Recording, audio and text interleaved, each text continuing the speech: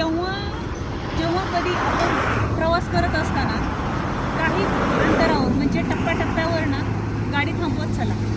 आणि गाडीमध्ये एक सळई किंवा कुठलीही एक वस्तू ठेवत चला आणि जो हायवे आहे हायवेच्या काही अंतरावर म्हणजे 4 ते 5 मिनिटाच्या अंतरावर छोटे छोटे खड्डे करा आणि खड्ड्यांमध्ये ना